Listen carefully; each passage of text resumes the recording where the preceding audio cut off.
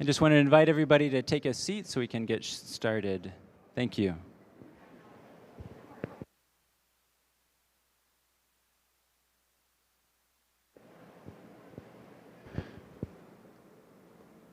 So good evening and welcome to our vision meeting tonight on the Montessori Catholic Education. We thank you for coming and joining us. Let's begin with a prayer. In the name of the Father, and of the Son, and of the Holy Spirit. Amen. Good and gracious God, we give you thanks for the many gifts that you have shared with us, the gift of this beautiful day, the gift of this community. We ask that you would open us up to your presence as we gather in your midst, and help us to be open to your Spirit that we await in the celebration of Pentecost. We pray in a special way as well for the intercession of Our Lady, who is the patroness of our parish and school, and let us pray together. Hail Mary, full of grace, the Lord is with thee. Blessed art thou amongst women, and blessed is the fruit of thy womb, Jesus. Holy Mary, Mother of God, pray for us sinners, now and at the hour of our death. Amen. In the name of the Father, and of the Son, and of the Holy Spirit. Amen. So I'm going to ask, as the host this evening, to keep things moving along. To begin, I just wanted to acknowledge the elephant in the room. We know that there's been a lot of disruption and division, and that there are still wounds in this community. What we want these events, what we had 2 weeks ago and tonight, and the ongoing communication, is to help us to build each other up and to start that healing process. So we're very happy that you're here to be part of that as well, and for your questions and your dialogue in this process. As I've said in the past, I acknowledge that I have failed in the way that I've communicated, especially at the beginning of this process, and we're trying to move forward and not take a step back, right? We got to take a step forward now, so I thank you for being here this evening to be a part of that. So this vision meeting, again, this evening is about Catholic Montessori education. We have a panel of great guests that have come here that are volunteering their time to talk about this education method and their experience with it. Two of our panelists came all the way from Cincinnati. So we're very grateful that they have made that sacrifice to be here away from their families to share this time with all of you. To begin, we'll just have 40 minutes for discussion, for the panelists to talk to us about their experience. And after that, we will have a Q&A. And just a reminder, we are recording the meeting this evening so that we can publish it online for those who aren't here to be a part of this evening. So again, thank you for our panelists for being here this evening. Mr. Dan Teller, would you like to start us off?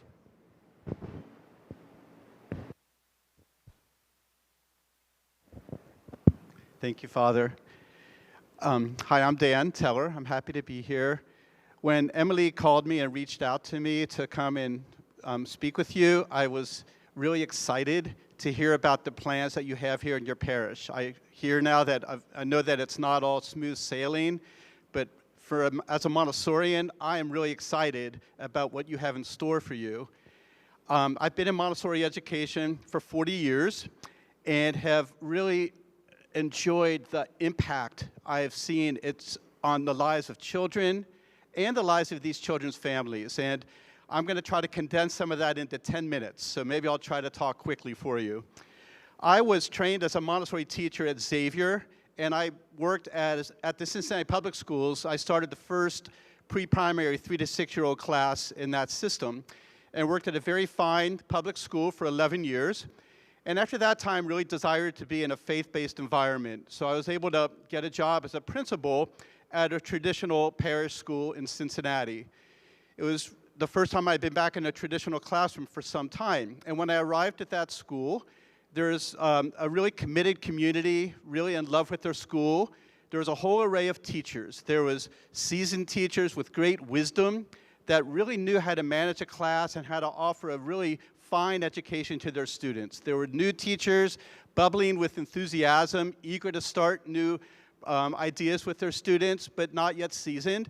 And there was very seasoned teachers that maybe needed to do something a little different than they had done for a number of years, as you would encounter at any kind of school. But no matter what kind of teacher they were all there in great commitment to the welfare of these children. And there they would handle their class of children, 25 or so, with their desks and the textbooks, and a whole array of learning styles and learning abilities. And I realized very quickly that there is really a better way, quite honestly. These teachers are doing their very best to serve these students. But you might have a first grade teacher with a child that's struggling with decoding, and a first grade child that's ready to move into good comprehension of more advanced text. You might have a third grader that's struggling with their basic facts of math, and a third grader that's ready to add or subtract fractions. That's what it's like with groups of children. You get a whole array of learning abilities and styles. And they were somewhat limited by what they had to work with. And I realized that the situation I had come from, a Montessori setting, the teachers were gifted there. They had a very fine training, finer than I think you'll find anywhere in the educational world. They had a whole array of materials at their disposal, and they had a brilliant pedagogy with which to give these materials to the children. And I just realized there's just a better way than this. And that, for me, started a desire to have a Catholic Montessori school. So after 3 years at that school, where I was the principal, I was able to begin a Catholic Montessori school. It's now called the Good Shepherd Catholic Montessori. It's in Cincinnati. It serves children ages 3 through 14. I hear there's just 2 openings in the whole school for next year. We are having our 16th graduating 8th grade class come up. It's situated on 13 beautiful acres with 4 buildings. So I think you can say it's been successful. It's been a really beautiful journey. So let me turn to Montessori education with you. I wanted to bring out 4 points with you. Montessori offers a profound and deeply respectful approach to children. If you get involved with this program here, it will change you, especially for those of you who are parents. You'll start to see your children in a new way, especially if you enter into the philosophy and the vision that Montessori gives us. She has thought about children in a way that very few people have done, and that she has a great deal to offer us. That's what's given to the children every day, this really great respect and understanding. Montessori has a brilliant pedagogy, as I mentioned. There's a really good book that came out about 10 years ago called Montessori, The Science Behind the Genius, in which a non-Montessori PhD professor at UVA took 9 different principles and all the research, not all, but research in the educational and psychological fields around these principles, and showed how successful these principles are. These are the principles that are the bedrock of how Montessori teaches education. She was way ahead of her time in terms of pedagogy. Montessori offers some really highly trained teachers. And Kristen, why don't you back up one slide? I'm going to ask you to look at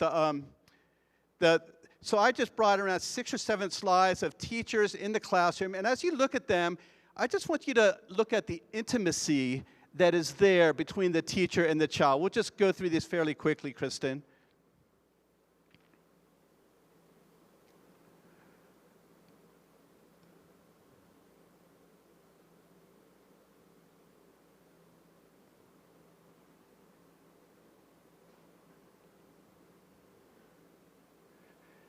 Just pause there.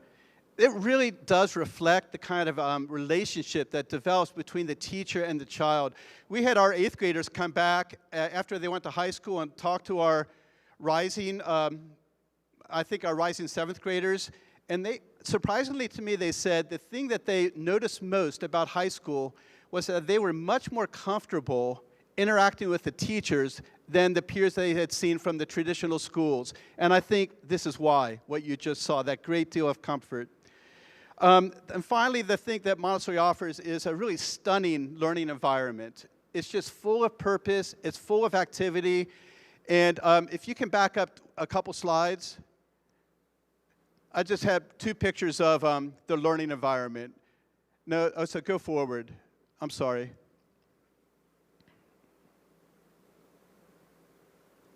Keep going. Keep going. Okay, so there's a 3 to 6 environment, all the children working, and then next slide. And we're going to pause there. This is actually an upper elementary environment. I used to show this slide on our school tours. What I like about this picture is everyone is working, but they're all working on their own. The teacher's given a little lesson to a couple children. The assistant is actually standing, looking around, observing, but the children are all purposeful. And this is what you will find in a well-run, normalized Montessori environment. And here's one thing Montessori said. Listen to this quote from her. The adult must give and do what is necessary for the child to act for himself.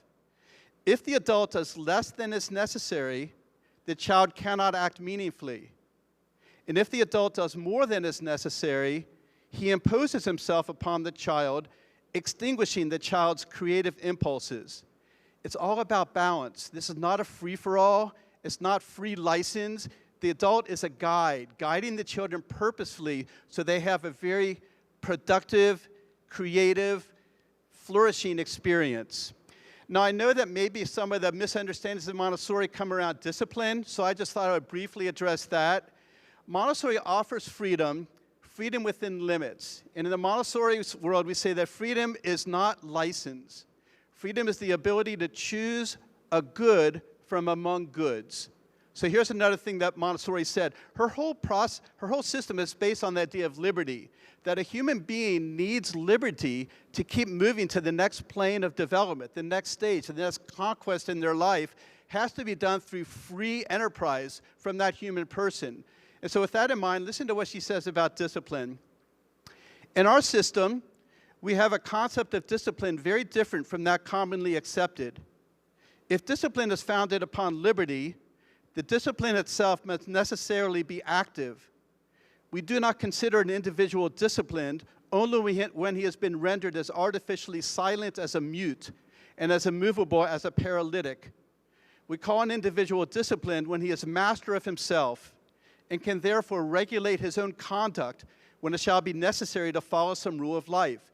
That's what you want for your children, a person that can master of himself, can regulate his own conduct. That's where Montessori discipline is headed. And they've done studies that show that children in Montessori programs are better at self-regulation, better at executive function skills later in life. And then Montessori also said here, this will be a comfort to you, the liberty of the child should have as its limit the collective interest, as its form what we universally consider good breeding. We must therefore check in the child whatever offends or annoys others, and whatever tends towards rough or ill-bred acts. You're not free to do whatever you want. You're free to contribute to a good functioning community, and that's the guide's role. There's a lot of accountability and standards built into Montessori programs. I can't go into them now, of course. At our school, the parents are paying for their education, just like you are. And so they're there, they want their children to leave with good skills, strong character, and deep faith. Otherwise, this school would not succeed. And, you know, I can't tell you how, but it's just, that's what is successful there. And let me just tell you one thing about faith education that Montessori said. She said, for the Catholic, the question of what to teach in religion does not arise. It is our duty as parents and teachers to pass on to the next generation the deposit of faith, which has been handed down through the centuries by the Church. Our problem, therefore, is not so much a question of what to teach as how and when. And that is brilliantly answered in Catechesis of the Good Shepherd, which is beyond the scope of my comments here. It's how and when to teach it, not what. And then Montessori said that people nearly always speak of religious education as if it were a special school subject. My answer to all this is that I should not regard it as a subject at all. The preparation of the child for his full participation in the life of the church is a much wider thing than the learning by heart of certain intellectual truths. It is a life in itself.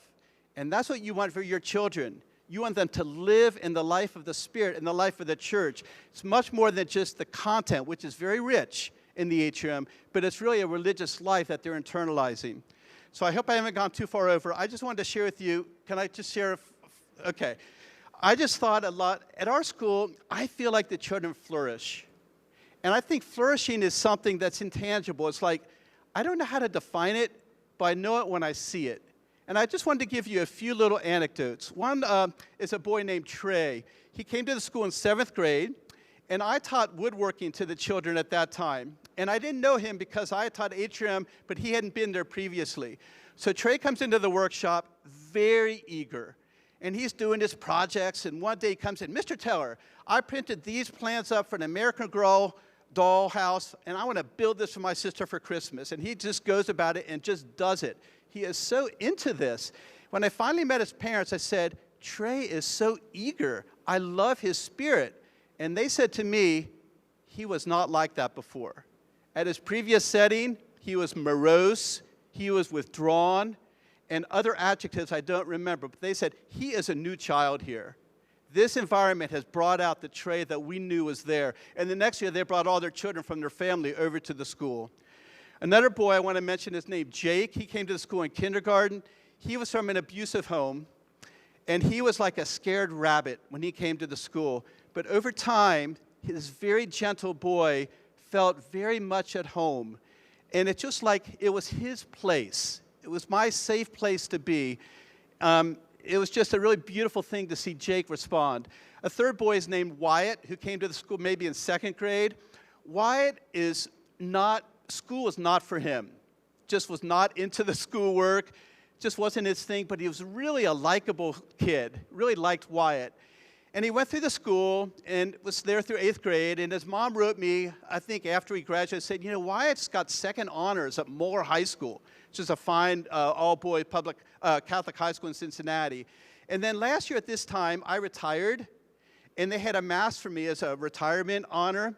And Wyatt drove to this mass. He's 16 now, and he drove like 30 or 40 minutes. And I saw him after. I said, Wyatt, it's so good to see you. Why did you come to this mass? He said, this school just meant that much to me, Mr. Teller. I just really wanted to be here for you. So he just had been flourishing.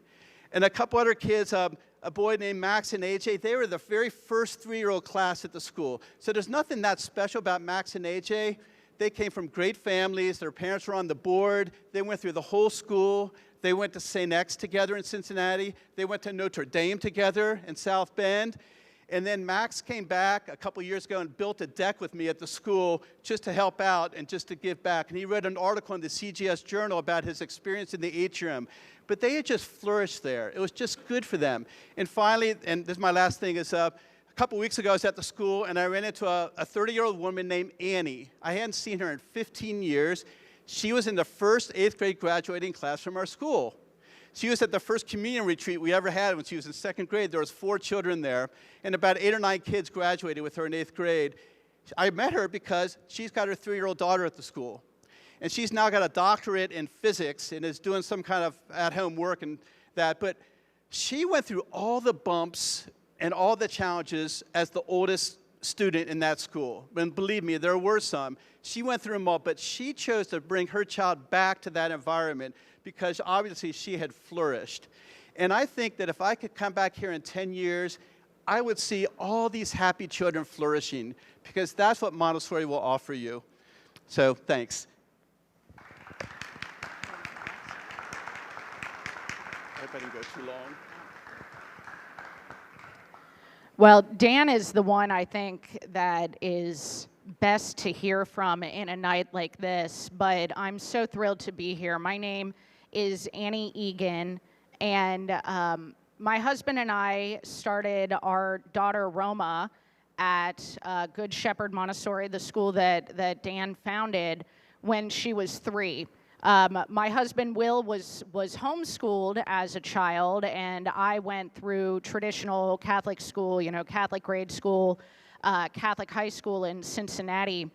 And we had differing views on what we wanted out of our child's education. I think he had dreams of wanting to homeschool, and I was just absolutely opposed to the idea of being in charge of my child's education solely.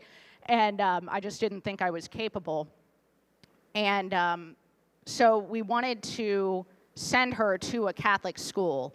And my daughter is very, very bright child. And so at 3 years old, I remembered loving preschool when I was a kid, and I started in 3-year-old preschool. And so looking around the Archdiocese of Cincinnati, there were very few Catholic schools that had 3-year-old preschool.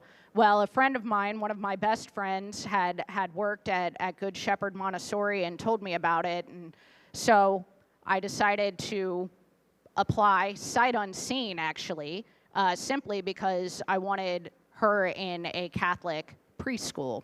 My whole plan for her education was to eventually get her to our parish grade school, St. Gertrude in Madeira, which is run by Dominican sisters. I really loved the idea of my children being taught by religious sisters in habits. And so this was all, I remember emailing Dan and getting, the application in, and Roma was accepted, and I go to the first parent night, and I'm thinking, we're going to be here for 2 years, and then we'll move on to St. Gertrude for kindergarten. And I sat in the opening parent night with Kara Shade, and one of the first things that she said in that parent night was, please, please, please, no matter what you decide to do, ultimately with your child's education, please at least let them stay here through kindergarten. And I had no idea really what that meant at the time, but I'm sure that you all are aware that in Montessori, there are 3 grade levels in a classroom environment. And so for pre-primary, you have 3-year-olds, 5-year-olds, and kindergartners that share the same environment. And what Mrs. Shade was trying to tell us was, you really need to complete the cycle. She was so adamant, you need to complete the cycle. And I didn't understand exactly, but I was intrigued by that. And it took me about 2 weeks of seeing how Roma was doing in this classroom environment, seeing how the children interacted with each other, that I really understood what was going on here, because there's more to Montessori education than just learning. It took me just those first couple of weeks to really come to believe, truly come to believe, that Montessori is the truly Catholic way to educate a child. And when Mrs. Shade said, we really need them to stay through kindergarten, what she was saying is, as you grow older, the children grow in leadership.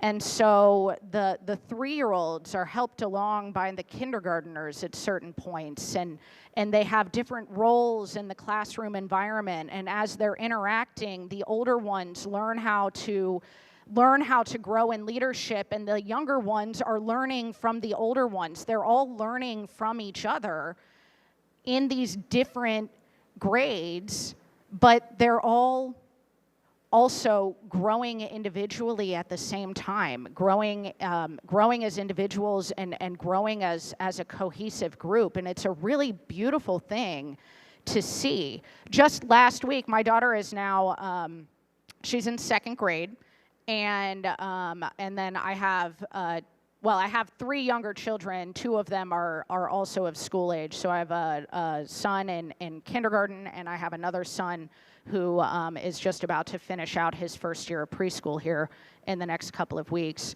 But Roma, in the 2nd grade, her teacher invited her to help the 1st graders with their lessons on the states and capitals, because Roma has every state and capital memorized, and loves to help other students. And so her teacher included her in helping to teach this lesson to the younger children. And this is something that you see constantly in these classroom environments, because you're not limited by sitting at a desk and just transferring information from one adult into children.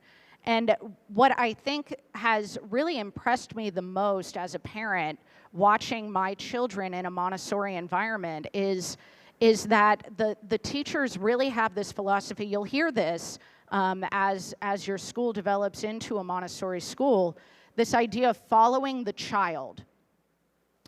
And so Roma, who has been just excelling at, I mean, she really loves the language work. So she excelled. She was reading before she was in kindergarten and writing in cursive. She writes stories all the time now, tells stories. She's a great storyteller, and they support her in that. But she's not so great at math, and so there are other children that have excelled further in math and are allowed to move further in these lessons and can go to more advanced concepts, while Roma takes a little extra time to really dig down on the concepts that she needs to dig down on. My son, Tommy, is the exact opposite. He had hearing issues. He had ear infection issues as a toddler, and so he had some language delays. And so where he has had to have extra time in developing his language work, he's off doing math works that it took Roma all through her 4 years, her first 4 years to really excel at. And it works with the child, and they all get to that same point eventually, but they get to do it at their own pace because the teachers are working with them in small groups or as individuals, not as one, like what Dan was saying, that you have students that excel in one way but don't in another, and you have to figure out as a teacher how to teach them all. Well, you might end up with a middle of the way kind of approach. But with Montessori, it's built in to work with them in small groups, to work with them individually, and to respect them as human beings, to allow them to pursue things that really interest them, that they really excel at. And it's just kind of amazing because it's still hard for me to kind of wrap my mind around everything that's going on there. But my kids come home and they just exude this knowledge that I'm like, how in the world do you know this at your age? And it's just incredible to me as a parent to see how my children have grown in knowledge, how my children have grown in leadership and in interaction, not just with other peers, but with adults, as Dan was saying. There's so many children that don't know how to look an adult in the eye and speak to them in a fashion that's, respectful and intelligible.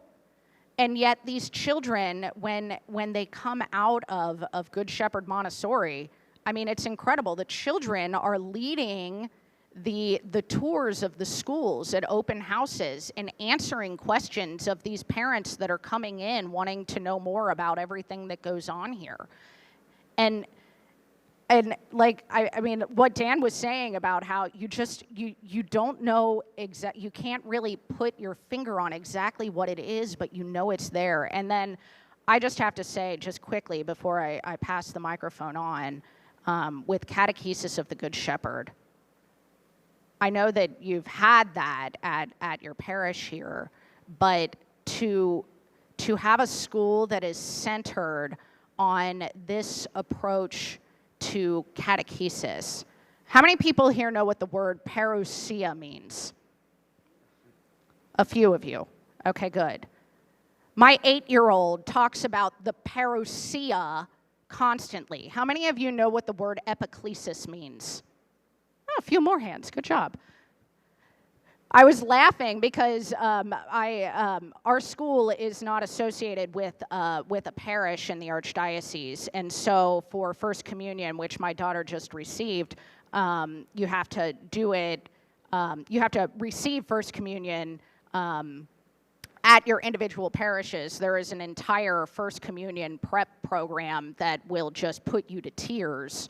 I'm sure Dan could could agree with me on that. Just how these children grow in love of the Lord and wisdom and love of the Lord. But anyway, we were at a parish meeting with the students and the catechism director there, and she said something about the epiclesis, and she's like, I know, you don't need to know what that is, whatever. Roma kind of, nudged me because she knows that that's when Father calls down the Holy Spirit and the sacraments.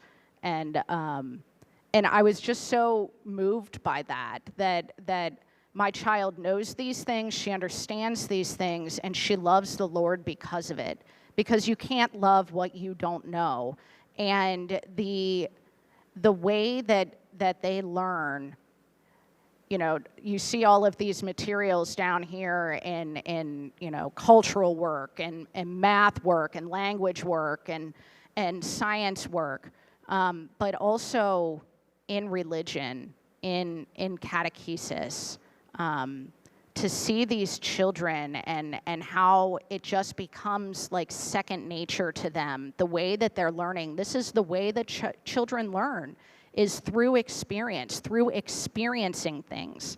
And so it's just been incredible to me to watch my children grow in this way. And let me tell you, I'm jealous of you all because, no offense to Dan for founding an independent Catholic school, but I am paying rather high tuition to send my children to this school because I believe in it so much. I've become so convinced that this is the best way for my children to be educated, body, mind, and soul, that I work in Catholic ministry. So I'm not making a lot of money. I'm scraping together my money and putting it all toward my children's education at this school.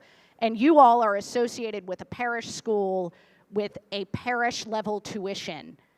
And I would kill for that right now.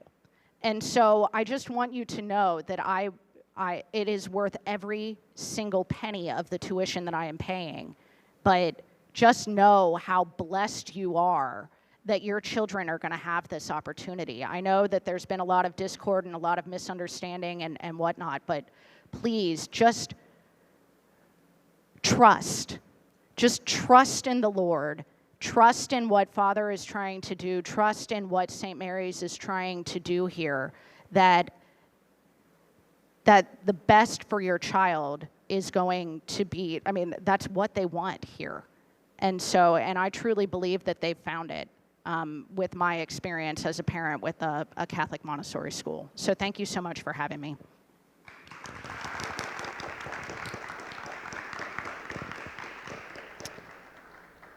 Thank you. I'm Emily Wu. Many of you know me as the Catechesis and Evangelization Director, and I work a lot in catechesis of the Good Shepherd with many of your children. Before I came to St. Mary's, I was a Children's House Montessori teacher for 5 years.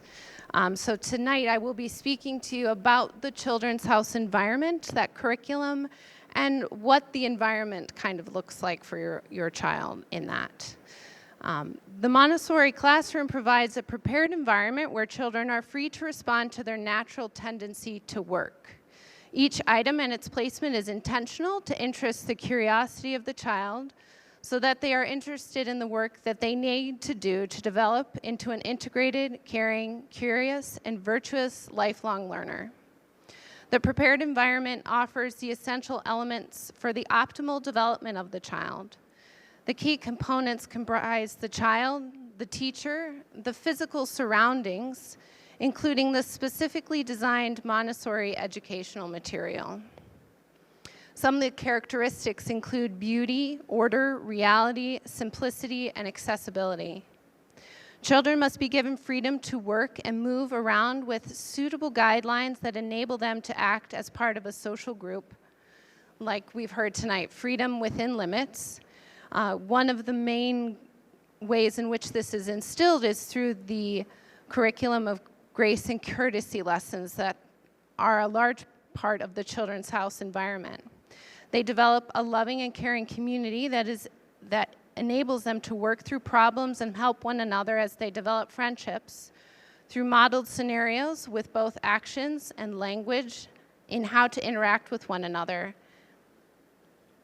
Children are provided with specifically designed materials which help them to explore their world and enable them to develop essential cognitive skills. The Children's House are asking you to help me help myself.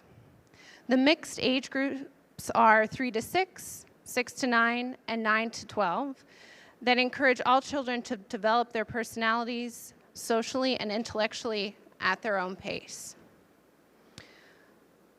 In the curriculum area of the prepared environment, the first one that you'll notice is the practical life area, which instills care for themselves, for others, and the environment. The presentations include many of the tasks children see as a part of their daily life. Through these and other activities, children develop muscular coordination, enabling movement and the exploration of their surroundings. They learn to work at a task from beginning to end, to develop their will, their self-discipline, and their capacity for total concentration.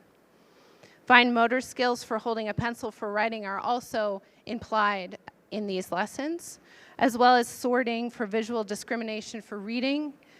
And all the shelves in the environment are ordered from left to right, simplest to most complex. And this is an indirect guide to help them for reading.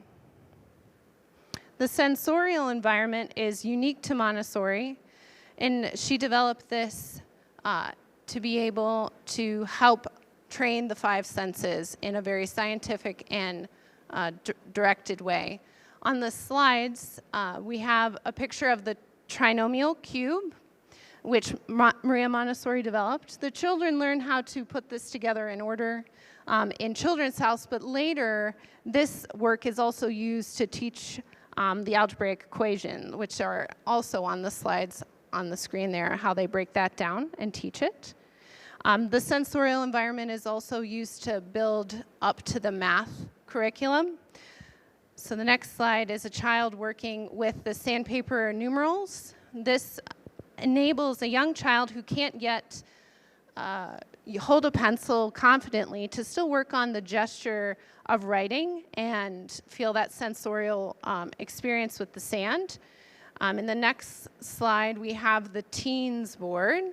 We have a child learning that the teens are just adding to the tens, the decimal system. So we introduced the decimal system at a very young age, and this is, I believe, a late 3, early 4-year-old child working with this.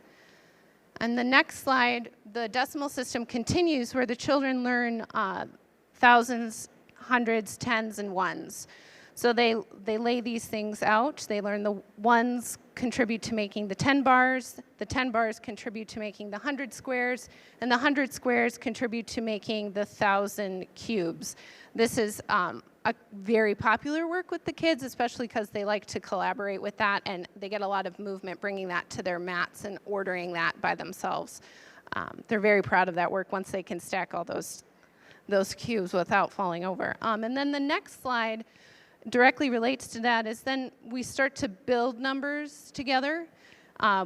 We will send them to get 2,242 separately, but then combine that together and do the magic slide to make that number. And then later that same concept is used to do the operations of math, where we do addition, then multiplication, subtraction, then division, since with these cubes as well. And this is also really successful for children that are also struggling with handwriting. They still can do these big math concepts without having to write them out yet.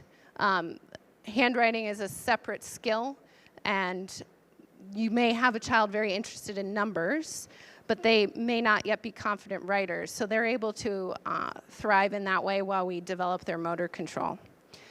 In the next slide, we have the bead cabinet, which is very exciting. This is where we teach children how to do to the square and to the cube. So each of these colors are associated with a number throughout Montessori. The 8s will always be brown. The 10s will always be gold, for example. And what happens here is they have a 8 square, which you then have a chain that breaks down, and they do skip counting by 8 there. And then when you fold that chain up, it also matches the square. And then these squares build up to build the 8 cube, which is at the top. And then there's also a chain that they get to lay out, which is on the next slide. Kids working with that, skip counting all the way up to that. And they also have that experience in a concrete way, 8 cubed and 8 squared. And they also work on ordering, and that takes a long time and concentration. So they're very proud of that as well. So next is the language area. The language area, this photo is the sandpaper letters, which also allows the children to work on that motion in a gross motor way before they have to focus on handwriting. They are also, the pink ones are all the consonants, and the blue ones are the vowels. And so that continues into the next work. Later, they start to blend the sounds that they've learned together for spelling and for sounding out and for reading. They have objects. There's lots of different activities with that. Also allows them to work on building sentences and stories without having yet to be able to write. But writing is essential and very important, and Montessori developed a very unique work called the metal insets, which is on the next slide here. Each one of these shapes are strokes that a child would have to make to do any letter of the alphabet. So while at this age, they might be more interested in shapes instead of letters, they are practicing each of the fine motor skills that they will need later to write. So this helps build their concentration. And then the next slide is a child working on that as well. And then language is very rich in Montessori. There's lots of ways to do it. And as you lead up to some more advanced reading materials, the Children's House children are also learning the different parts of speech and dissecting sentences. They use this work called the barn, where there's lots of animals and a space for them to act out the different parts of speech. Here, the next slide, they have the symbols that we use throughout Montessori, and as they get up into elementary, they use this as well to dissect sentences and learn different parts of speech. And the slide before, they were identifying all the different nouns and then different, and so they grow with how complex the sentence is and the different symbols that they get to use for that. Science is also very exciting in Montessori. We have a lot of zoology, botany, biology, and experiments in Children's House that the kids love. As you know, children love animals. And then in geography, it's also an important part of Montessori because it then roots the child in a space as they learn history and culture and their science as well, their biomes and their different geography lessons. So the next slide is an example of them working with a continents map. They will use this puzzle for a while, then they get to make their own, pin punching that out or cutting it out and tracing it and then labeling it. It's quite a long process, and but they're very proud of their work when they complete that. And from there, we also use geography to do all the cultural studies as well. And then on the last slide there is another fun part of Montessori as we learn the different geography areas through practical life. They won't be able to do this until they've mastered pouring water, which is very exciting. They then are able to pour them into these spaces and get active into feeling out the difference between an inlet and a peninsula. Often that one we talk about with the United States, with Florida and Michigan. So then art is also very important in Montessori. That's it adds a lot of richness to the environment and gives them a lot of ways to express. They learn about the different artists, the great works. They get to recreate a lot of those in the environment.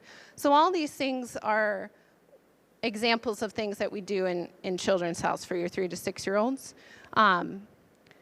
This multi-age setting of the classroom allows the child to work at their own pace, like we've talked about, but it also allows them to maximize their sensitive periods, which is a Montessori phrase that we use a lot, that there is certain interests that children just burst into, of they just love reading or they love math. And so when they hit that, then we're able to maximize that and do all those presentations, and when they're excited about it, instead of when it would be harder for them to get excited about things.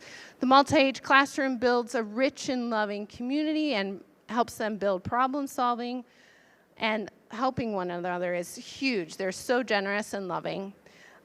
We know that the family setting is also a multi-age community where younger siblings learn from their older siblings. Older siblings enhance and deepen their understanding of something by being able to teach it to their younger siblings. And there are always gifts and strengths and talents that individuals in the family have to share with others. Some of you may also know that your younger child might be flourishing in reading while your older child is struggling, but your older child is able to help your younger child with other things as well when they're close in age. And that same principle is in the Montessori environment, where there's not as much competition, or if there is a lack, they are able to support and help each other so that they can catch up and all be at the same place, really, to be meeting that standard to succeed in the next plane of development. Atmosphere of calm, order, and joy in the classroom. And they are there to encourage the child in all their efforts, allowing them to develop self-confidence and inner discipline. With younger students, the teacher is more active, demonstrating the use of the materials precisely and presenting activities based on an assessment of the child's needs. Knowing how to observe constructively along with when and how to intervene is one of the most important talents the Montessori teacher acquires during their course of training. The lead teacher presents lessons in large groups, small groups, and individual presentations throughout the 3-hour work cycle. This happens while the children choose independent or group works and they've already been given a presentation on, and is developmentally appropriate to the interest for them to engage more deeply into the material. In the Children's House age group, the Montessorian is called a directress because they are much more active in directing and guiding and establishing the fence posts in their freedom, while an elementary teacher is called a guide. They are their partner along with and helping them flourish and maximize their strengths. All of this sets the rich foundation for the child to deepen and broaden their understanding, intellect, and problem-solving skills in the community of the elementary classroom as they get older. Thank you.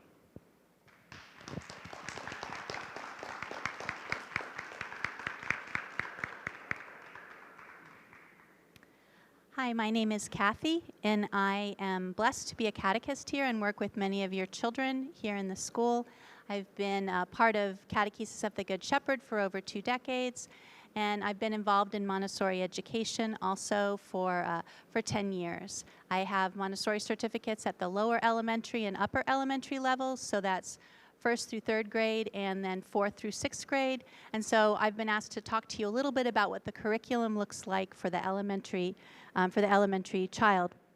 I wanted to really focus on 2 things, sustaining curiosity and appropriate freedom, but Dan did such a great job of speaking about freedom and dispelling kind of misconceptions about that. I'm just going to focus on sustaining curiosity.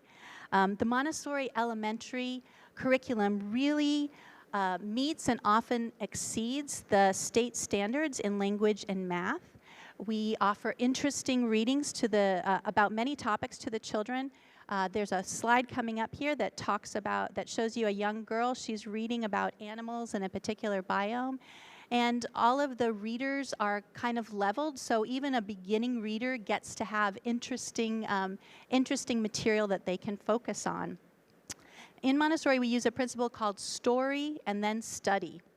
And that awakens a child's natural curiosity, and it leads them to asking wondering questions that kind of lead them to more and more research. They follow this natural curiosity that God's given them, and their minds are just like sponges. They can soak in so much information. So for example, the story and then study starts out when we're doing grammar. We can make grammar interesting. Here's a slide of a diagram that we show. This is the mama noun. You can see her as that black triangle there, and she is accompanied by the small little blue triangle, which is the article, and then the adjective, which is the medium-sized. So we talk about how they always like to be near each other.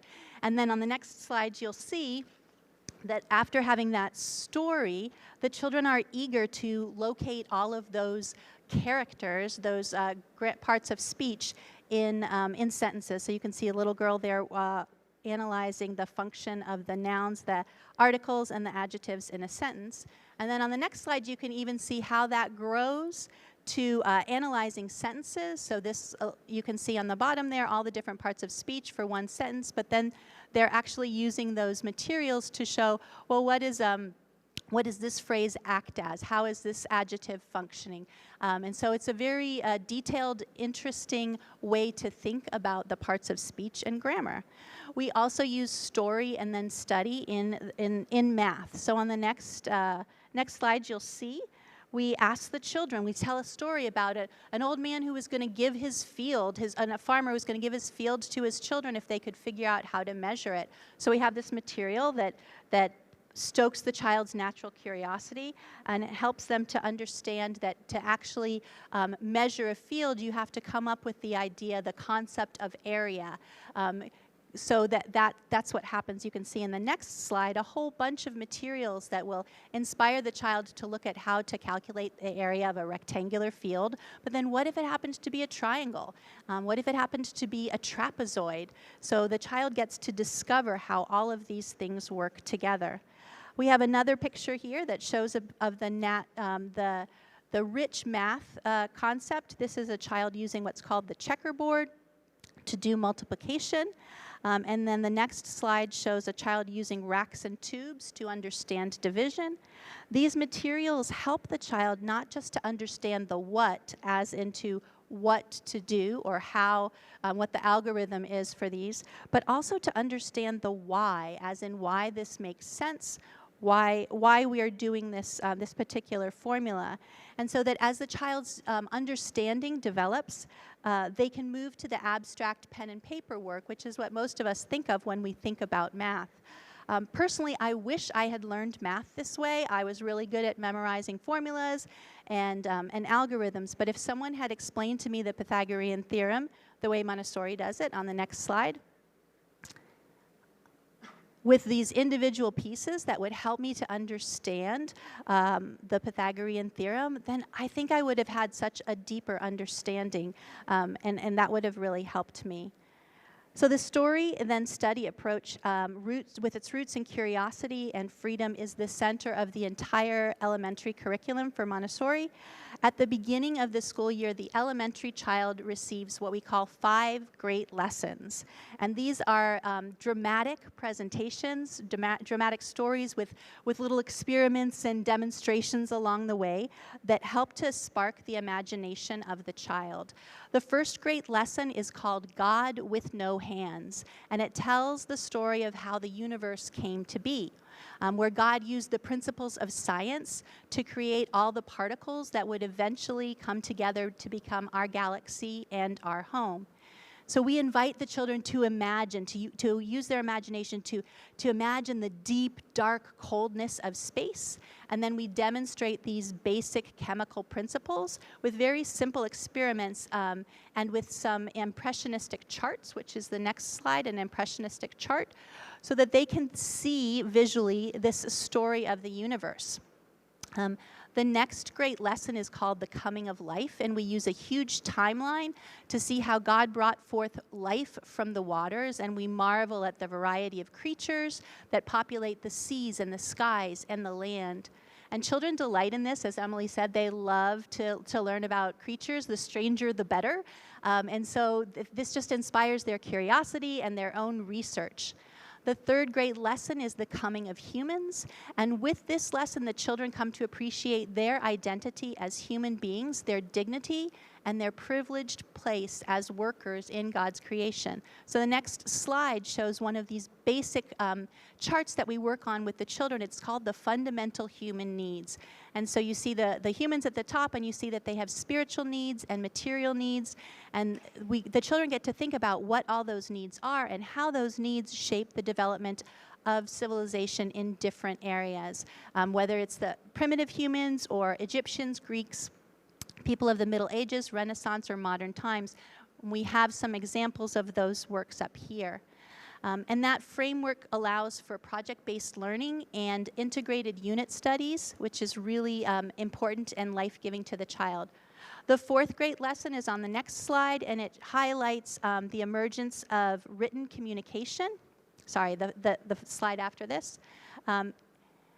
We tell the story of the ancient Phoenicians who loved commerce so much that they had to develop an alphabet to keep track of the things that they were buying and selling. We talk about how the monks of old created illuminated manuscripts and how the invention of the printing press changed the world. And this is really important for the child who's going to be practicing writing and going to be learning reading and spelling, because they can place themselves in this great arc of history. And even when they're studying their spelling words, they can see, oh, I'm a part of this great history, this great part of human history. And then the fifth grade lesson talks about the development of mathematical concepts, and that's the next slide there. Have you ever wondered who invented zero? Well, that's something that we talk about with the child. We ask these wondering questions. Can you imagine a world without zero? Why would you have to invent zero? So this helps children to think about this fascinating history that we have of humans solving problems, thinking, using their head, their heart, their hands for the furthering of humanity. So the Montessori materials are really amazing. The curriculum is content rich.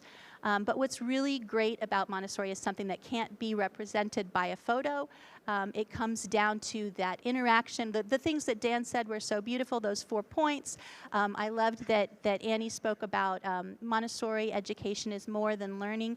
And I think you talked too about that role of the adult. Those things are so important in just helping your child to flourish. So St. Mary's has touched my heart, really, being here. This is my second year here.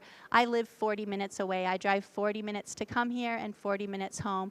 And the only reason I do that is because the children have really touched my heart. I found here just a beautiful community. The children are so open to hearing about Jesus, to learning about the world that God created. And I know that comes from good parents, and I know that comes from good teachers, and I know that comes from good leadership here at this parish. So I've been really touched by this, and I'm so excited to see, as this moves forward, what your children can do with this, because they're already so eager, so curious, and they already have what it takes to take this to the next level. I am very convinced that Montessori will be a real blessing to them and to you and your families. Thank you for inviting me to speak.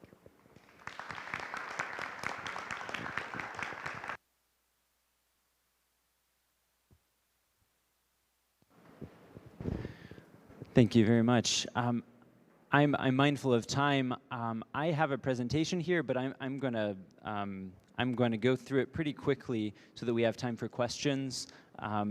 And I want to make sure that our panelists can answer some questions. So I was asked to talk about the implementation of Montessori here at St. Mary, and also the complementarity between Montessori and the classical methods. You know, how are they connected? How do they complement one another? You've already received a good amount of information on the implementation of Montessori. Basically, if I can summarize it, and then if there are particular questions, we can talk about those. The implementation here starts with our youngest learners, right? We start with preschool and pre-K students, and it follows them up. So the first year is, there's the Children's House for preschool and pre-K. The next year, the kindergarteners will also be a part of that environment. So it's actually the preschoolers who have started. It's following them up. The year after that would be a modified version of lower elementary, first through third. But because a lot of those kids have not been in a Montessori environment, it can't be a full experience of that yet. So it is a modified version that, again, follows up the youngest learners for next year, preschool and pre-K. the following year, kindergarten is also part of that, and the following year is, it follows them into that first grade level, and then a modified experience for those older children in second and third grade who have not yet had a full Montessori environment. So then the fourth and fifth grade level are where this kind of transition happens from Montessori into more classical learning. And what I want to show or what I wanted to talk about in this next part of my presentation is how there's a lot of complementarity. I mean, just hearing from all of our presenters, I'm seeing more and more connections between these two pedagogies and how these two methods of instruction for our students. So one thing really quick that classical education has as a foundation is what they call gymnastic education. And don't think of, like, I don't know, USA at the Olympics doing gymnastics or something like that, or just being in the gym all day. What the ancients meant by gymnastic education, and what classical educators mean by gymnastic education, is what I think we can call embodied education. You know, it's learning with our bodies in very concrete ways, learning through the senses and developing those senses in a very intentional way, because as Aristotle said, and as philosophers have said through, well, until the modern era, knowledge comes through the senses. Human knowledge comes through the senses. So we understand by the way in which we interact with our environment. I have a year-old niece. She learns about her environment by putting everything in her mouth, right? That's the way that she senses things. She sees something, she wants to put it in her mouth. Well, eventually we get beyond that kind of period where we just want to shove everything in our mouth, and instead we're looking at it a little bit more and not just shoving it in our mouth, or we're manipulating it, right? That we manipulate it with our hands. So a lot of these materials, I am not a Montessorian, so I will defer to our Montessori educators to talk more about that.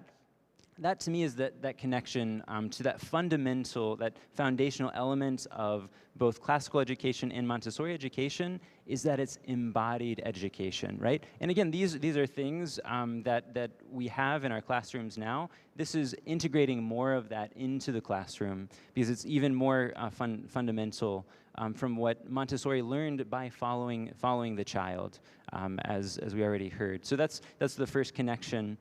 I'm really just kind of, we saw this in, before children can write letters, they can use the sandpaper tracing of letters or numerals as a way, again, of showing a competency and a mastery of something before they have those fine motor skills, and it prepares them for those later motor skills.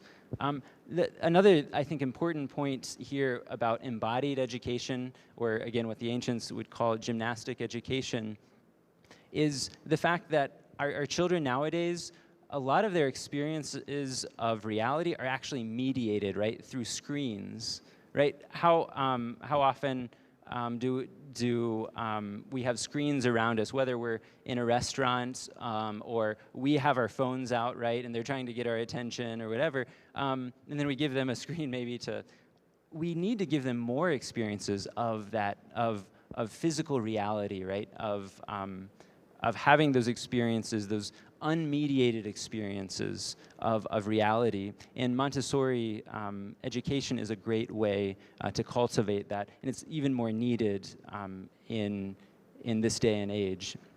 So I want to make time for questions.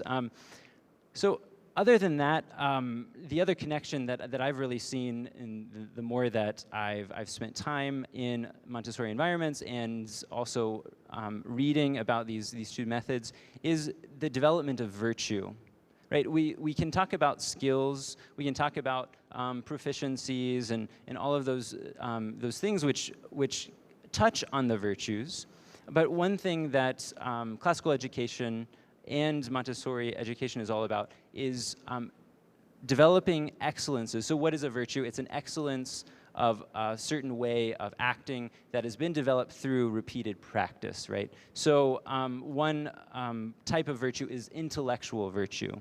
It's an excellent habit of learning. So we already talked about this a little bit. Kathy, I think you talked about sustaining curiosity. That would be seen as a kind of intellectual virtue. We also have moral virtues, right, that we're trying to develop in our children, in how to exist as a member of a community, as a compassionate and generous member of a community, and giving of yourself. And those are also attributes, virtues that in especially a multi-age classroom are developed at the earliest ages, the grace and courtesy lessons. I'm skipping around a lot because, again, I want to kind of make time for questions. I was supposed to talk a little bit about Catechesis of the Good Shepherd.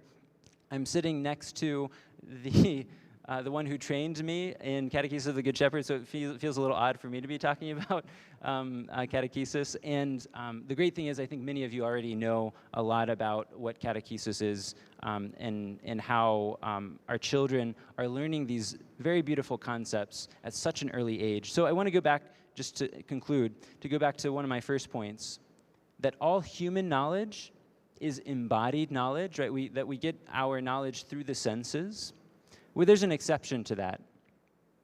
There's also supernatural knowledge that we receive. And what I love about Catechesis of the Good Shepherd, it takes seriously the reality that our children through baptism are already in a relationship with Almighty God. That they are open to the truth that God has to infuse into them before they've ever experienced or ever learned anything in a catechesis classroom or in a homily or in the liturgy. They're in a relationship with Almighty God. They're a temple of the Holy Spirit. And Catechesis of the Good Shepherd, it takes that seriously, that potential in the child, that they're already in relationship with Almighty God. So I'm sure there's many other points that I could have covered.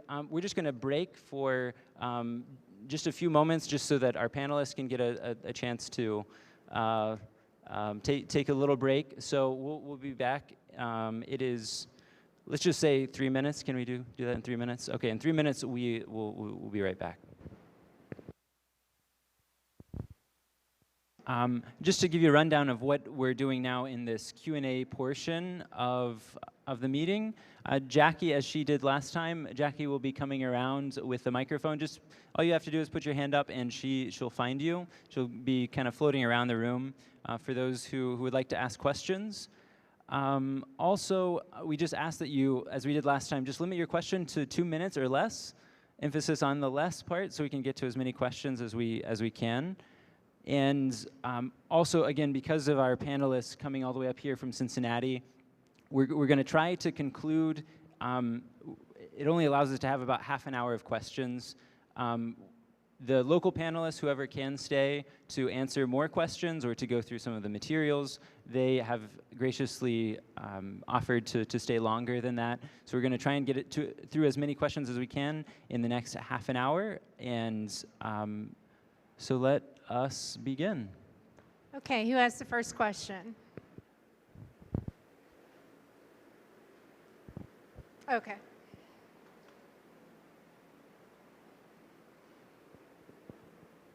Just speak closely to the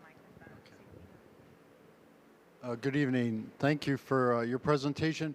I was just wondering how many students are in CGS?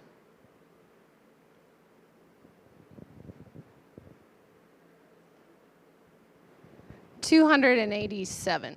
And how many families? Do you know how many families that? Around 150, Okay. 170 in there. All Don't right. have that number off the top of my head. Okay. Thank you. Next question. Yes, Mr. Perez.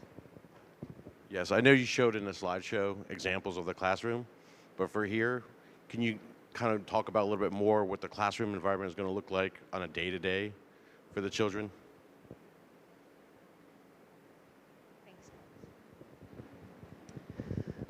In Children's House, they would have a prepared environment. that we're working on developing and putting in place over the summer. And during that 3-hour work cycle, the children come in and they settle into the space. So we have a morning session, and then you would have different presentations available for the children. In the beginning, you have an orientation where the teacher shares a lot of lessons, especially to new children, since they don't know how the classroom works, they don't know how to get a rug, they don't know how to, what the expectations are. So in that orientation time, the teacher is making sure that they understand those rules and how to do them with smaller, simpler activities that might be familiar from home, and building into practical life Montessori materials as well. And so as they progress and are more familiar with these items and can work and choose and have several opportunities to choose several different materials during that work cycle, we present more materials, and then the time increases until it's that full 3-hour work cycle, and they have enough materials that they can choose independently that they know how to do, while the teacher is also able to give presentations one-on-one in the group setting, large or small. So then the teacher through the year watches and observes each child. So while you have individualized lessons plans for each child and where they're at, there's also the standard that, 3-year-olds are also generally in this category, so we give those lessons to 3-year-olds. They might need more or less in that area, and that's what the teacher is in charge of, discerning and editing their lesson plans accordingly. So essentially, each child has their own specialized plan that the teacher implements, and so during that time, I would give lots of different lessons in the past, whether it would be in a one-on-one or in a group setting, so that they have more and more materials to choose from. So we make sure we hit the standards that they need, and through that, just through that time together as well. So that's what the rhythm is like. And here we will also have, all the specials that they would also have. So they'd have time for the atrium, they'd have time for art and music, they'd have time for language, and that would work into their schedule as well. So they would go, often in Montessori classrooms, especially in Children's House, disruption to their routine is hard. So the special teachers come into the classroom often, unless there's something specific that they need to do, let's say in the music room. Though Montessori also has a music curriculum with the bells that teach children how to recognize tone and things like that. So that rhythm happens in the day. It's very busy, but there's a steady hum of work in the atrium and in the classroom as well. Did that answer some of your question? Okay. I have a few questions. One is, when Father was describing the rollout of some of the changes, one of the visuals said that current kindergarteners would be in a traditional classroom up until the 4th grade when there's a transition. And I thought that I heard that you said the 3rd grade or the 3rd year, it was through 3rd grade.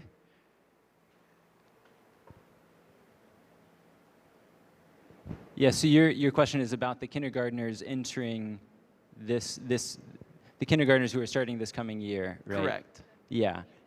Or no, I'm sorry, 1st grade next year. 1st grade next year. Okay, yeah, so they are not going to have a full Montessori environment ever, because they'd be lower elementary for this coming year, and this year, I don't have the chart in front of me. So this coming year is just the preschool. Then the next year is the kindergarten that would be incorporated into the Children's House. So it's really just following those preschoolers. Yeah. So in 3rd year, 3 years from now, for a second, this would be a 3rd grader. So there wouldn't be a Montessori environment for those 3rd graders because they've never been in a Montessori environment. So we're not going to introduce them into one just to have like a full. Yeah, no worries. Thanks. I think I just misunderstood you. Okay. Another question was about math and the Montessori. So for instance, if you have a gifted student who understands concepts in math and then you're using manipulatives, then sometimes those students can be turned off to math. Is there a nuanced view of the role of manipulatives, or would the education be strictly based on manipulatives? Thank you. So we know that the child's brain works from concrete to abstract. If a child is gifted in math and has already moved to the abstract, we can invite them to see what's happening with the manipulatives, but very clearly we can see very easily that they're ready to move to that pen and paper. We move them at their own pace. It can happen within one setting that we realize, oh, and that's definitely happened to me. I realized a first grader was able to do multiplication very quickly because I was trying to show her a very simple lesson, and all of a sudden she ended up doing 2-digit by 1-digit multiplication. We can move them as quickly as they are able to move. And then if they need extra help in another area, they're not always comparing themselves to everybody else. So it's really great if you have a child who's gifted, they get to move ahead at their own pace. It's really great if you have a child who's middle of the road, they can enjoy all of this. And if you have a child who needs some special support, we're able to offer that as well. Great. And one more question. Sorry, can I add something to that just from the parent perspective on that? Please. I was talking about my daughter who really excels at language work, loves to read, not real big on math, never has been. She's like her mother. And she's in 2nd grade doing long division, long multiplication, and understands those concepts. She really latched on to, I think it was Emily was talking, or what, sorry, I don't remember which of you was talking about the story concept with math and starting with stories. That really helped her be able to latch on to math concepts that I never got when I was in grade school. And the story concept really helped her enter into math to the point that I didn't learn long division until I was in like 4th or 5th grade, and here she is in 2nd grade doing these problems with manipulatives.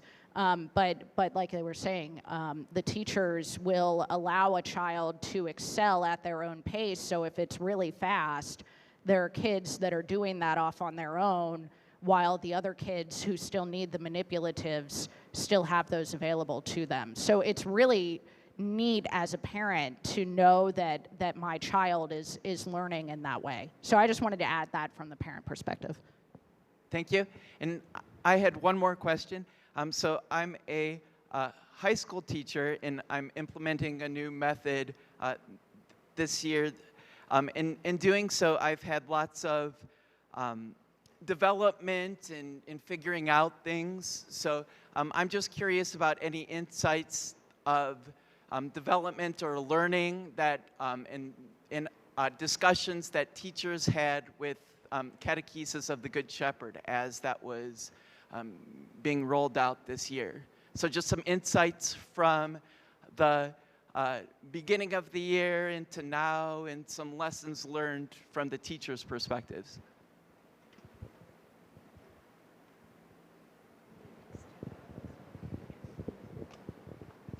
Just to clarify, so you're asking, like, for some kids who have never been in Catechesis of the Good Shepherd and now are, just to see how they've developed through that time? No, more just what were you as the teachers, what were your insights? So just doing something brand new, in a new context. I'm sure that there were lots of insights, so just trying to ask and learn a little bit of some things you learned over the course of the year from the beginning and as the year unfolded. Thank you so much for that question. This has been our last week. We've been doing a Pentecost celebration, and it's been absolutely beautiful to see the children come into their own. They're really confident. They're, in the beginning of the year, we had maybe 2 or 3 children who were willing to share their insights and speak out.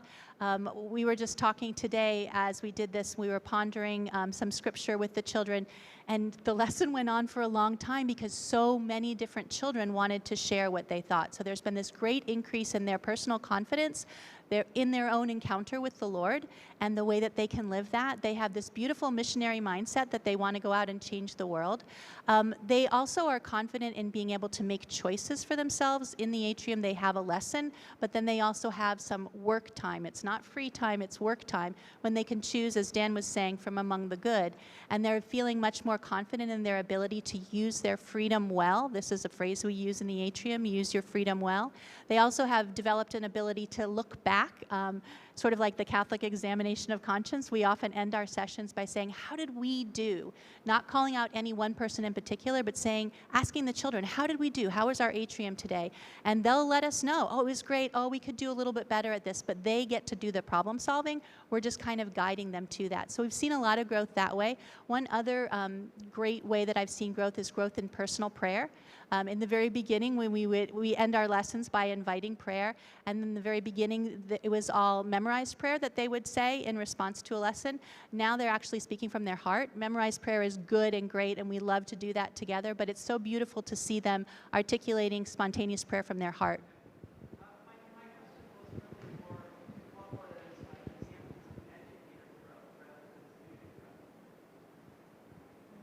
What did you all learn along the way? He's asking. What were the bumps you had to encounter? So like what the bumps that we had to encounter and grow along the way as the teachers implementing this into the classrooms with the children? Yeah. Okay, thanks for your patience and us understanding your question and answering these questions. So often, a lot of the things that we saw were that the children were unfamiliar. So we had to adjust how we would present things to the children. So for example, in the after-school program for CGS, we implemented level 3, which is 4th, 5th, and 6th grade with those children, which Kathy teaches. And we saw that it was challenging for them to just be thrown into this high expectation of independent work, independent thought, and collaborating on that level. But we also, that someone who had started, let's say, in Children's House or in the 3 to 6-year-old level 1 atrium, if they had grown up with that, that would have been better and easier for the child to engage in that way. So Kathy and I would talk about these things and how could we adapt it to make it more successful to them? How would we bring in things that were familiar to them? How would we bring in maybe less Montessori works so that they would feel comfortable in the environment and build those skills and confidence to then be able to work more independently? I know the team of teachers that worked in the school, we also did the same thing, because if you're transitioning from an environment in the school that you're being asked to not do those types of works and choices in the day as much because we have to as teachers in that environment, that was a hard transition for some of the kids sometimes. So we would have to say different things like, you have 3 choices. Which 3 are you going to choose, when they were having a hard time with the independence? Because often we'd see that there was a lot of freedom available with them, but it created anxiety because they hadn't yet been trained on how to use that freedom. So we would modify the freedom so it was more palatable to them. So we would have to come up with, that's just like one example of strategies we'd have to use into the classroom so that the children would have a successful experience transitioning to that different way of learning. So yes, those were some examples, if that's helpful. Yeah. Okay, next question. Come right here.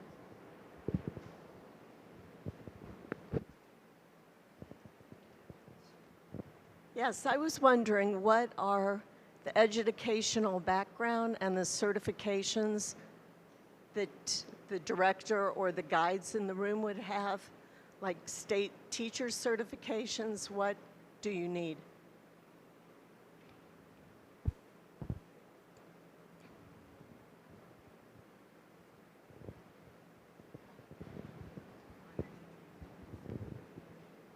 at the Montessori level, there's a number of Montessori training centers that certify you as a Montessori directress or guide at that particular level. So to guide a Montessori class, you want to be trained and certified at one of these training programs. There's a whole variety of them. In terms of state certification, I know that, I don't actually know if it's current, but there was something called non-tax certification. Does that still exist? So in Catholic schools in Ohio, you don't have to have gone through a university teaching program to become state certified as a teacher. And that exists here now, right? So the same thing that's the teachers here have, so the Montessori training would really be your certification as the teacher. And then if it's associated with the university, then you could have that university certificate that qualifies you for Ohio certification, or you can go the non-tax certification, which means, non-tax means a non-tax supported school, like this school. And so many Catholic school teachers have this sort of a certification as well. And then there's ongoing requirements for professional development to keep your certification current that all Catholic schools have to adhere to, that Catholic Montessori school would as well. Is that accurate? My other question was, how do you incorporate the 504s and the IEPs in the larger classrooms? I can answer that. This is a good question because in many ways this is a drawing point for Montessori. So first of all, the school staff needs to be adequate for addressing, doing the assessment, and then helping the parents through the IEP process with the appropriate state personnel. I imagine at this school now you probably have a speech-language person that helps you from time to time. You probably have other people that are coming in as special educators for people with different learning disabilities. And those are identified just normal, like in any school setting. Then you have to identify for that child's particular needs, what does that child need to succeed and flourish? Can they flourish through accommodations at the classroom level?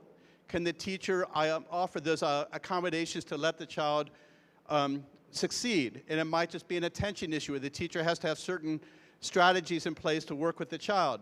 Some children are going to have needs that are stronger than simply a classroom teacher can meet. And then the school as a whole has to identify what is the support staff that we have available to serve this child. Will the support staff work in the classroom, or will it be a pullout? How will the support staff interact with the classroom teacher to understand the child's full array of needs and what strategies we're using to implement them?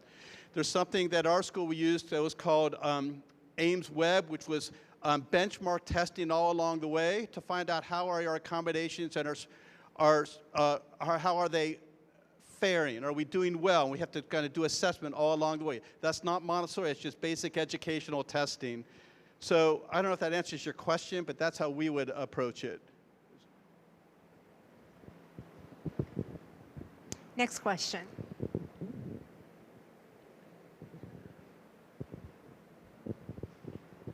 Do you mind if I ask one while you're walking over there? No, go ahead, Father. While we have Dan here, I was wondering if you could talk a little bit about the transition from Montessori into more conventional classroom. So that transition will happen earlier for our students, starting in 4th and 5th grade is that transition period.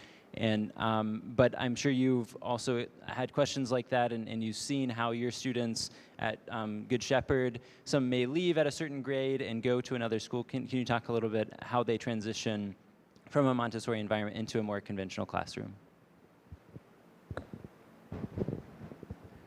Our main point of transition from was 8th grade into high school, which isn't exactly what you're most interested in, but I'll briefly mention that obviously you want to prepare the child to be successful. You would be letting that child down if you let them go off into a setting where they're not going to succeed.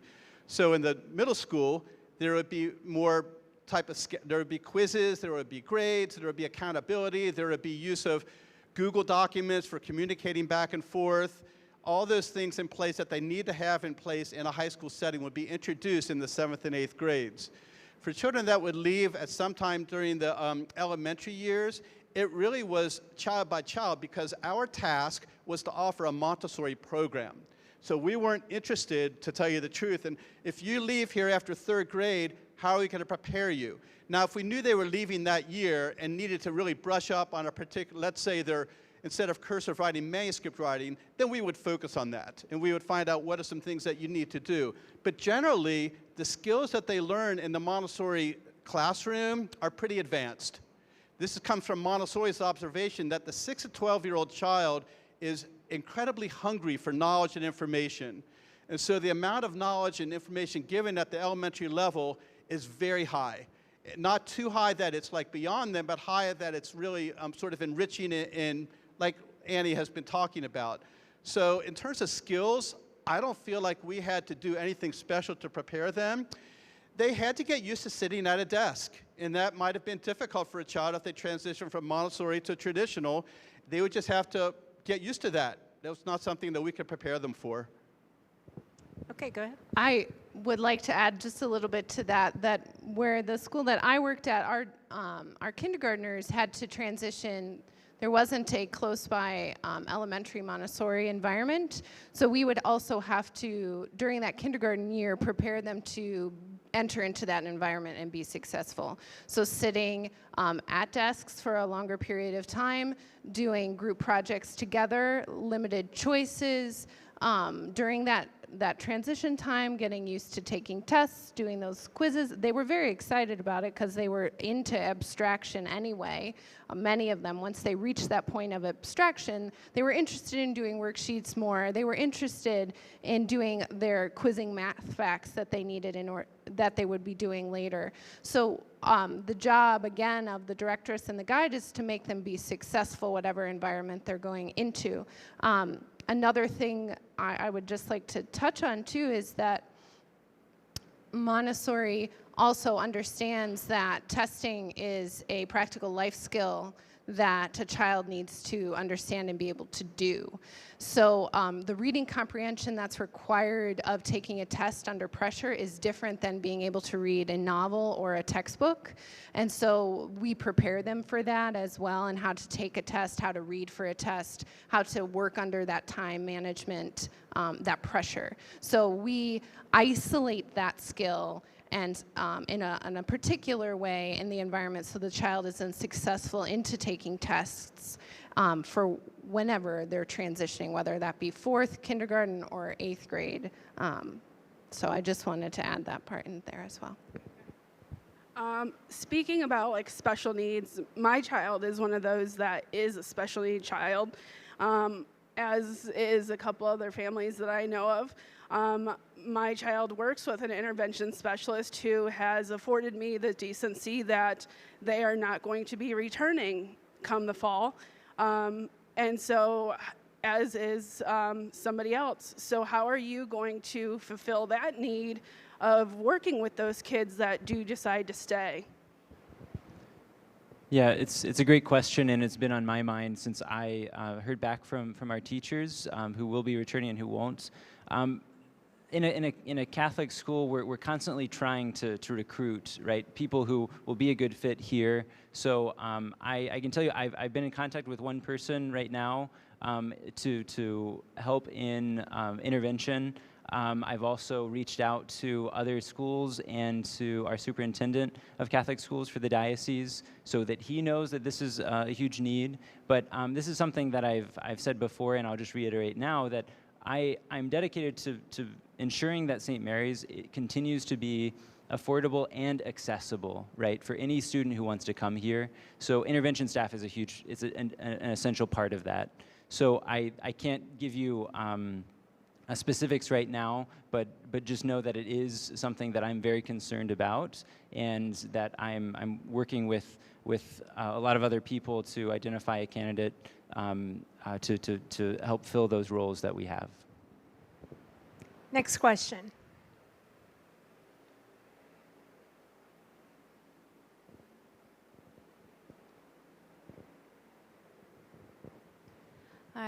With these younger grades, will they continue to use the standards put forth by the diocese? Will we continue to get report cards in the same manner? And how, like, it was mentioned, like, they assess, how is the phrase? They assess the child's needs. So if every child's at a different place, how is that going to be reflected? How are they going to be assessed? It doesn't sound like at the lower grades they're going to be doing traditional tests as much. Make it sound like it'll be the upper grades. So yeah, how is all of that going to, how are we going to determine there is growth and they are learning the things the diocese feels they should be learning at that age? Yeah, it's a great question. So I can answer the one. I mean, we will continue to follow the diocesan standards as a school affiliated with the Diocese of Columbus. We will continue to follow those benchmarks that the diocese gives to us. Now, the particulars of how assessment happens, I'll hand it over to Kathy. So in the elementary, assessment happens in a number of different ways, but mainly through observation. So a lot of these materials, I can sit down with the child and very quickly, as I'm watching them work, I can see what concepts they've had and what concepts they haven't. And if I can offer them another material if they need that. So that's what she meant when she said meeting the child's needs where they are. It's not necessarily a pen and paper assessment, but it's me watching them because the materials themselves are self-correcting or show us exactly where the child is. As Father said, we can meet all of those benchmarks. In fact, as Dan was saying, we probably exceed most of those benchmarks given by the state or by the diocese. I don't know what the report card will look like here. Maybe do you know? There will still be assessments and report cards for all children. As you know, that the standard-based assessment that we currently have instead of the grade letter is also familiar to Montessori and is compatible with how we are trained to assess. In talking to Adam at the diocese, these are things that he is they're supportive of, making sure that the child is able to be assessed. We'll still be doing the testing, like all the testing that happens, which is why at all the grade levels, to show that they're competent and at the right developmental pace that they need to be, that will still be there. But we'll also be teaching them a skill of how to take the test and be in that environment. So often what is asked is that maybe they're not as familiar with tests, but the point is we will make sure that they are, because that is something in their practical environment of education in the diocese and in our school that they will have to be comfortable with. So they will still have the same assessments that they need to take, that they are already taking. They will still have the standard-based grading that they have now, and we'll still have those report cards. So during the Montessori training, you're taught how to assess the standards based on the presentations that you have instead of, at least in Children's House, because that's all I'm trained in, using the materials versus paper. Because often a child can understand a material using the concept using a manipulative while they may not yet be confident as a writer. So we will still be assessing where they're at and making sure that they're building and succeeding in areas where they are weak through the materials and through the testing. This is something that data and information, and it's really important that the school put the parents at ease to help them realize my child is progressing adequately. Like Emily said, a lot of the assessment happens every single day, and Kathy too. Like your child uses a word multiplication, teacher comes over and looks at it, that's an assessment. It's happening all the time. But the school has to explore, are there other ways that we might do this, especially as you get into the elementary years. I mentioned that our school did these Ames Web benchmark testings. They happen 3 times a year. There's a test on reading fluency, reading comprehension, math facts, math fluency. It's like a 2 or 3 minute benchmark test. You do it real quickly, a couple times a year, but it's a good piece of data. So there's no reason a Montessori school can't take these educational tools and utilize them. I don't want to speak for how you're going to run your program at all, but I'm just letting you know that there's a lot of things that are available. The standardized testing becomes a little higher stakes in Montessori programs if the parents are not feeling like I'm getting enough data. Then you can rest all of your hopes and dreams on that standardized test score, which is not healthy. Generally, in our school, that standardized test reflected what the teachers expected from the child. I think you're going to do this, and they generally would. But it's important that you get enough data, and these teacher conferences are a great opportunity to get the data. What are your goals? Show me your goals that you've got written down for these age children. How's my child progressing according to these goals? So it's a really important thing to do. And can I just say from a parent perspective, I mean, we do get kind of a report at our school, you know, if there's an area of concern, if the child is progressing, or if the child has mastered a certain skill. But you'll also see it in your kids at home.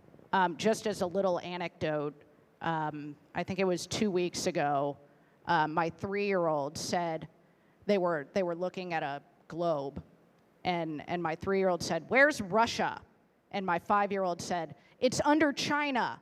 And then my 8-year-old said, "No, it's under Mongolia." And it was like, they were both right. Like my 5-year-old knew that Russia geographically was under China, but my 8-year-old knew that more precisely it was right under Mongolia. And I had to look at the globe to confirm that that was correct, because I didn't learn geography in school. So you'll see these things with your kids. You'll see that they're learning because they're sharing that information with you. It's really pretty incredible. I mean, not to say that you don't get that with a kid in a traditional school environment, but it's not like your kid is going to come home and you have no clue that they're learning anything. Like, you're going to see progress in them. So even if you don't get A, B, C, D, or F on a grade, you'll see that your child is learning.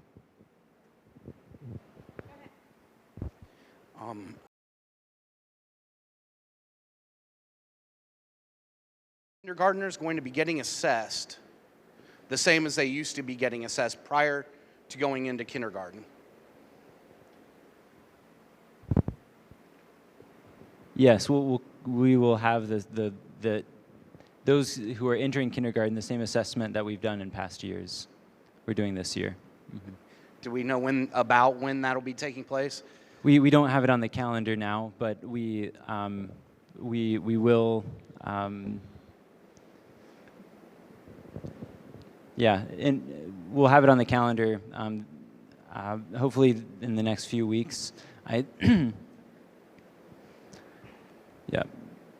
I'm sorry, I don't have more clarity for you right now, but okay. we will have that. Thank you. To continue along the academia line, I understand this is a Catholic school, not just a school, but school is still part of it. So to continue along the line that you guys were starting to allude to, being a little older, I like to work off statistics, and this school has traditionally pumped out some phenomenally intelligent and successful individuals at darn near 100% rate. And not just successful at the high school level, but collegiate and employment levels. What are the Montessori schools doing to ensure that their graduates are being pumped out at the same success levels that St. Mary's has had for years? The parents that have the younger siblings stay with the school because they see their child leaving the school, going to high school, doing well, going to college, doing well, and then they keep sending their younger siblings there. So that's probably the best indicator. You can try to keep track of, okay, tell me who made first honors, second honors, etc. It's really hard to get that data and chase after it. I'm just going to be honest with you. But anecdotally, like I said, this Wyatt boy, he just was not a school kid, got second honors at Moore. That was really an accomplishment for him. This Max and AJ, St. X is the premier high school, Catholic high school in Cincinnati. You know, these, like, one boy went to Moeller or St. X, and they just, you know, they go into advanced classes, they get high grades, and the parents come back and tell you, I'm not sure if that's sufficient for you to answer your question, or if you need more statistical data. I would appreciate more statistical data due to the simple fact of, while I appreciate your anecdotal evidence, it is appreciated and I get it, the fact that it's difficult to obtain is not difficult.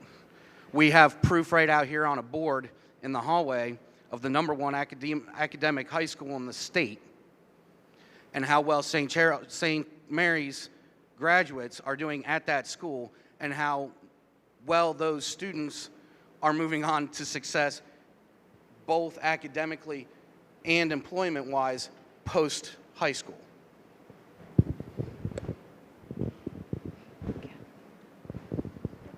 Yeah, I can appreciate your point, but I'm going to put it back on you. What we're talking about right now are actually anecdotes, right? Where we know that certain individuals have succeeded at St. Charles, they've succeeded at Watterson, and that looks very good for us. And we are doing great things.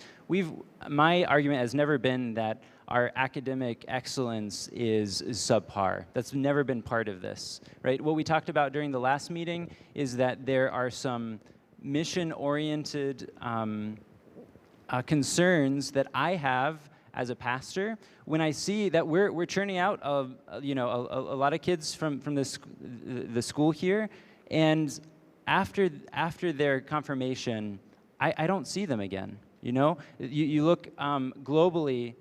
Maybe not globally, but you look around our diocese at mass attendance numbers and things like that. So again, the information that you're putting forth, it's anecdotal. It's not actually statistical because we don't have a lot of ways that we're measuring now how we compare with, let's say, Delaware City Schools, let's say Olentangy, let's say Buckeye Valley. We don't take the same tests as they do. As their 8th graders are taking, so we can't compare apples to apples. So that's something that I'm curious in understanding that more fully, but we don't really have those statistics right now. It's an interesting question, and I'd like for us to be able to compare. I think it'd be great for us to look at where our numbers are now, to have a metric to see what is this going to look like after this has been implemented for a few years. But we don't have those numbers. We have anecdotes of people succeeding that have graduated from here, which is wonderful. But that's not statistics. I do want to just add that if you're interested in hard data with Montessori, the book Montessori Science Behind the Genius is a great book that has a lot of data and a lot of numbers. And she starts out by saying she was super skeptical of Montessori, which is why she wrote the book and started the studies to prove Montessori wrong. That was how she started it. So her studies were very objective. And so if you want to get into a lot of data, she has that published book. I do want to just share some people that, Kathy has also shared with us that at St. Joe's Montessori, many of those kids go on to St. Charles. Many of them go on to Bishop Watterson, similar places that our graduates are going to as well in high school, and some of the colleges as well, that then they are thriving. And that is a fully Montessori-based environment. As we will also be adding classical, and classical also has statistics with it that show that they are also prepared for high school and prepared for college. Warren Buffett says that he would like to hire liberally educated, classically trained people because they can think globally in their problem solving of a particular problem as they go through training, which thinking globally and in that way is similar to Montessori as well, that skill. The Google founders are Montessori children. Jeff Bezos is implementing Montessori schools as well. There are lots of very successful people in the world, in the secular world, that have embraced and flourished through Montessori. So there are examples of that as well. And in every education model, there are children and teachers that don't thrive in that setting. There are teachers that are great in one setting and not so great in the setting. There are kids that thrive in the setting and they don't thrive in the setting. Like that is often, that's just a reality. We're not all perfect in all the different settings and all the different environments. You'll always have bad apples in different situations. But there are a lot of wonderful, successful stories, secular and Catholic Montessori schools. Plus, there is a lot of data and research done because there are parents like you who want to know that it is going to be successful for my child. Not just spiritually successful, but they are able to thrive in the world that they will be living in. One more. To touch on what you were alluding to earlier, Father Garland, so far as in discussion at the previous event in regards to how you are implementing this because of the lack of retaining Catholicism within our young individuals. I'm a firm believer that starts in the house. My children, if they retain Catholicism, pretty good chance that the vast majority of that is because of her and I. I understand that this is Catholic school. We send our children to Catholic school to expand upon that. I get that. My question is, though, is if the diocese is doing this in order to retain Catholicism in our young people, what is the difference between a Montessori school and a non-Montessori school in retaining those children? As you guys have clearly had graduates that have gone past Notre Dame University, so there should be some information on that. And why are they,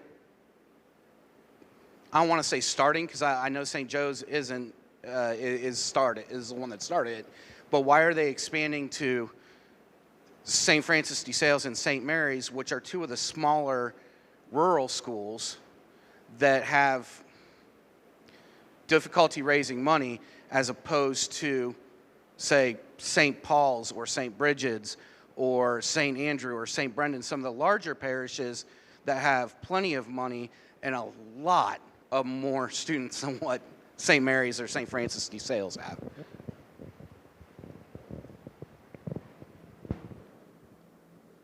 So I don't think we have particular numbers. So you talked about does a Montessori education like at Good Shepherd, for instance, the kids who are coming out of there, are they staying active in the faith? I think is what you're asking, right? Do we have metrics on that? I don't know if we do. It's not a parochial school, so it's not attached to a parish. So it would be a different kind of animal, at a different way of tracking that that I'm not aware of. I'll let Dan answer if he has any other information on how they continue to live out the faith after graduating. One thing that's really intrigued me was how much our children have gravitated to and responded to Catechesis of the Good Shepherd, right? Which is now going to be more integrated into the classroom. And it's something that has given them more tools to learn about the faith. You know, as Catholics, the way that we practice our faith is very material oriented, right? The sacraments, they use these different materials. So it's based in the senses it's not just abstract. So when I first saw Catechesis of the Good Shepherd, it was shortly after I came here that I had heard about it before and talked with one of the sisters at St. Michael's where they have implemented Catechesis of the Good Shepherd. And she was on fire about it. I thought, well, this sounds great. I've never heard of it before. Who knows if I'll ever encounter it again, but she's really passionate about it. The more I found out about it here, I thought it sounded like something, I wondered why not everybody is doing this. So much so, I wanted to learn more about it, right? that I went through the training last spring and summer so that I could learn more about the principles involved. And that opened me up to find out more about Montessori herself as well, and just how this method of catechesis is so effective for our young people. And traditionally we start educating our children in the faith in the classroom setting, at least. When they start kindergarten, right, which is 5 or 6 years old. Catechesis of the Good Shepherd starts with 3-year-olds, and they're able to have this experience in the atrium. They're able to offer these prayers that, I'll be honest, before that point, I had no idea that a 3-year-old was capable of saying a spontaneous prayer, a heartfelt prayer, just by interacting with, again, manipulatable materials and talking about who the Good Shepherd is. So that is something that the Montessori method allows us, making this transition allows us to integrate that more into the classroom, and having that as an integral part of the school, of the learning environment. So it's, what we're seeing is the statistics that we have is that, like you said, retention rate is not good. What I have seen is that Montessori based catechesis in Catechesis of the Good Shepherd is very effective and very age appropriate, and it starts them to conceptualize about this relationship with our Lord at an even younger age, that it gives them a lot more of a foundation upon which to build. And that, to me, that's the vision that I believe in, and I've seen it already in 2 years that we've had it now in our school, how it has been very effective with our students. But I can't fast forward to see how things end up in the future. But what I have seen is that it's different from anything else, any other kind of catechesis that I have seen. It's a great supplement to what our Catholic school is already offering, and it makes it a much more integral experience of the faith. So, Dan, I don't know if you can talk about retention of Catholics and, how, yeah. I had one thing to mention. If I had a school that could afford someone to keep that statistics, I'd be really happy. You have to understand how hard it is to get that information. And in addition, you are dead on. It's the parent's job. It's the parent's task to form children. And the school is there to support the parents all the way.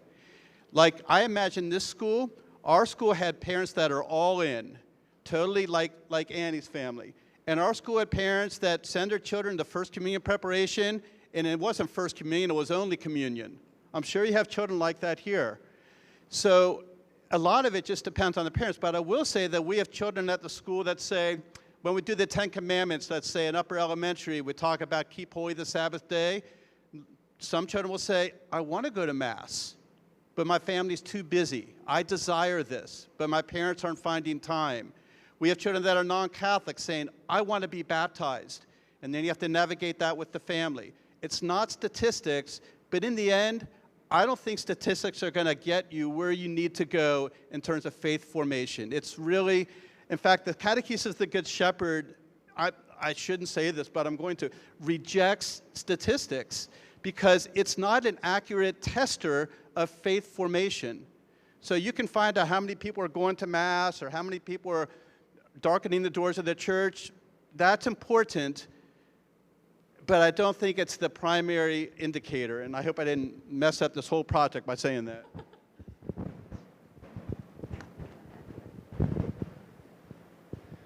Thank you for all of your questions. We've gone over the time, and thank you for our panelists, especially to Annie and Dan for coming all the way up from Cincinnati to be with us. Safe travels as you go back. Again, thank you for your participation as well in coming this evening. Let's just continue to pray for our community. We all are here for the same reason, that we care deeply about our children and their future, and that's something that should continue to unite us moving forward. So I ask for your prayers for our teachers, for all of our staff in the school and the parish that help to support these efforts. So let's just offer the prayer that our Savior left to us and to his disciples. As we await the coming of the Spirit at Pentecost, let us pray as Christ himself taught us. Our Father, who art in heaven, hallowed be thy name. Thy kingdom come, thy will be done, on earth as it is in heaven. Give us this day our daily bread, and forgive us our trespasses, as we forgive those who trespass against us. And lead us not into temptation, but deliver us from evil. Amen. In the name of the Father, and of the Son, and of the Holy Spirit. Amen. I will stay around if there are any other questions that you'd like to ask individually of me, and I'll leave it up to any other staff members who want to stay. And yeah, we also have these materials that are available that I think Emily and Kathy will be available to show you through some of the materials if you'd like to learn more about that. Thank you.